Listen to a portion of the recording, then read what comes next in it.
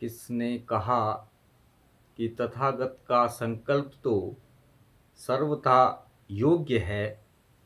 तथागत बुद्ध के ज्ञान और गरिमा के अनुरूप तृष्णा विमुक्त तर्कपूर्ण कथन सुद्धोधन के मंत्री ने सुना तो मंत्री ने बोला, आपका यानी सिद्धार्थ गौतम बुद्ध का यह संकल्प तो सर्वथा योग्य है और किसी भी तरह आपके अयोग्य नहीं, किंतु मात्र वक्त की दृष्टि से इस समय अयोग्य है। यह किसी भी तरह तुम्हारा धर्म नहीं हो सकता कि आप अपने वृद्ध पिता को दुख में छोड़कर चल दो। निश्चय से तुम्हारी बुद्धि बहुत सूक्ष्म नहीं है, कम से कम धर्म, अर्थ और काम के मामले में तो सूक्ष्म नहीं है। जबकि किसी अविद्यमान अदृश्य वस्तु के लिए आप विद्यमान दृश्य का त्याग करने के लिए तैयार हैं। फिर कोई कहता है कि पुनर्जन्म है, कोई इतने ही विश्वास के साथ कहता है कि नहीं है। जब इस विषय में इतना संदेह है तो फिर यही उचित है कि वर्तमान भोगों का भोग भोगा जाए। यदि कोई परलोक होगा तो हम परलोक में भी आनंद मनाएंगे, किंतु यदि परलोक नहीं होगा तो फिर सारा संसार ही निश्चित रूप से अनायास मुक्त है। कुछ ऐसे हैं जो पुनर्जन्म तो मानते हैं किंतु मोक्ष की कोई संभावना नहीं मानते।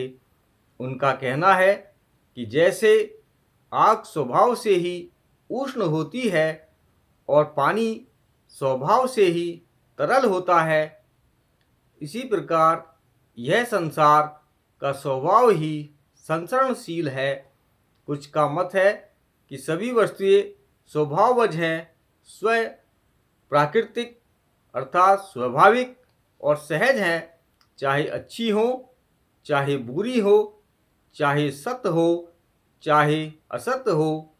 और जब यह सारा संसार ही स्वभावज है अर्थात स्वाभाविक है, प्राकृतिक है, इसलिए भी हमारे सब प्रयास व्यर्थ है। जब इंद्रियों की प्रक्रिया निश्चित है और बाह्य पदार्थों की अनुकूलता प्रतिकूलता भी, तो फिर जिसका वृद्धावस्था और कष्ट से अटूट संबंध है उसे कौन पृथक कर सकता है? क्या यह सब प्राकृतिक ही नहीं है? पानी आग को बुझा देता है और आग पानी को भाप बनाकर उड़ा देती है। ये सभी तत्व जब इकट्ठे हो जाते हैं तो संसार का निर्माण करते हैं। गर्भ में भी हाथ, पांव, पेट, पीठ और सिर की रचना हो जाती है। बुद्धिमानों का कहना है यह सब प्राकृतिक ही है। कांटों के तीखेपन का कौन निर्माण करता है अथवा पशुओं और पक्षियों के स्वभाव की ही कौन रचना करता है? यह सब प्राकृतिक है। कोई भी कार्य ऐसा नहीं जिसमें चेतना कारण हो, तो फिर चेतना का अस्तित्व ही कैसे हो सकता है? कुछ का कहना है कि यह सृष्टि ईश्वर की रचना है। यदि ऐसा है तो फिर किसी चेतन आत्मा के प्रयत्नशील होने की आवश्यकता ही क्या है?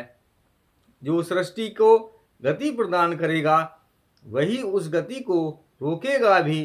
कुछ कहते हैं कि मनुष्य का जीवन जन्म और मरण दोनों आत्मा पर निर्भर करते हैं, किंतु उनका कहना है कि मनुष्य अर्थात प्राणी का जन्म तो अनायास होता है किंतु मोक्ष प्रयास सिद्ध है।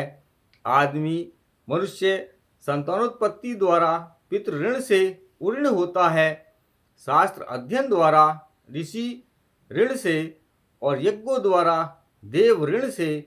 जो इन तीनों ऋणों से मुक्त है वही वास्तव में मुक्त है। इसलिए बुद्धिमानों का कहना है कि जो इस क्रम में मोक्ष के लिए प्रयास करते हैं उन्हें ही मोक्ष प्राप्त होता है। जो इस क्रम से प्रयास नहीं करते उन्हें व्यर्थ का आयास ही होता है। इसलिए हे सौम्य, यदि मोक्ष की चाह है तो शास्त्र क्रम से उसकी ओर आगे बढ़। इस प्रकार आपको भी मोक्ष प्राप्त हो जाएगा और राजा भी दुख से मोक्ष पा सकेगा। और जहाँ तक आपको वन में दोबारा घर वापस आने के बारे में आशंका है तो इसका विचार करने की आवश्यकता नहीं। पूर्व समय में भी लोग वन जाकर वापस घर लौटे ही हैं। अम्बरीश लौटा है, ध्रुमकेश लौटा है, राम लौटा है और भी बहुत लौटे हैं।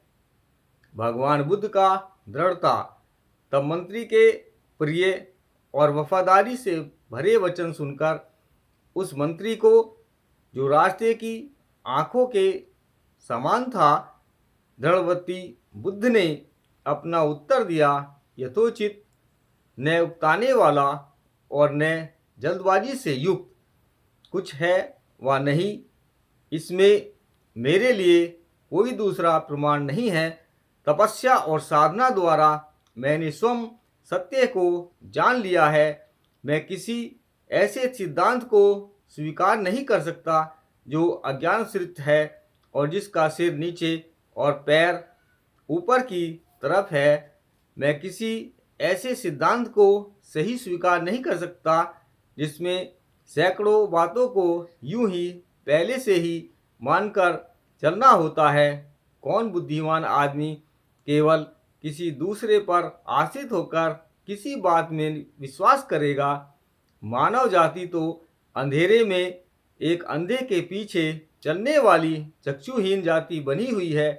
लेकिन यदि कोई सत्य और झूठ में विवेक न कर सके, यदि कोई भलाई और बुराई के विषय में संदिग्ध हो, तो उसे भी अपना चित्त भलाई में ही लगाए रखना चाहिए।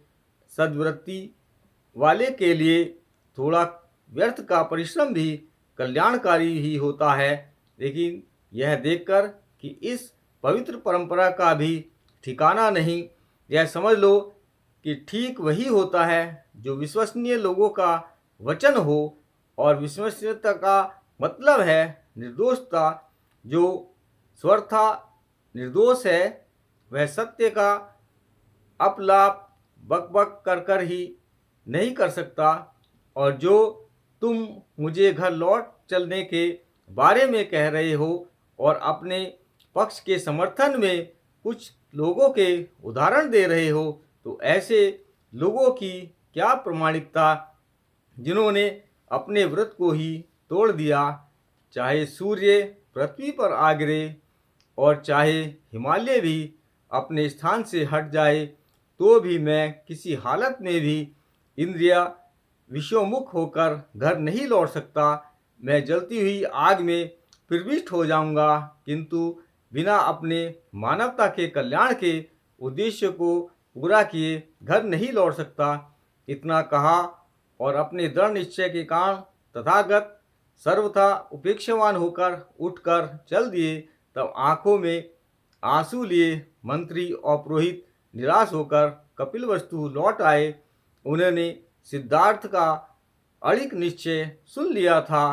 राजपुत्र के प्रति हृदय में प्रेम होने के कारण और राजा के प्रति हृदय में भक्ति होने के कारण वे लौट आए, किंतु बार बार पीछे मुड़कर देखते थे। वे न उन्हें देखते ही रह सकते थे, न उन्हें आंखों से ओझल होने दे सकते थे, जो कि सूर्य की भांति अपने तेज से तेजस्वी थे। राजपुत्र को वापिस लौटा आने में असमर्थ सिद्ध हो मंत्री और पुरोहित लड़खड़ाते कदमों से वापिस लौटे। वे आपस में कह रहे थे, हम उस राजा को चलकर अब क्या मुंह दिखाएंगे जो अपने पुत्र का मुंह देखने के लिए ही तड़प रहा है। नमो बुद्धाय।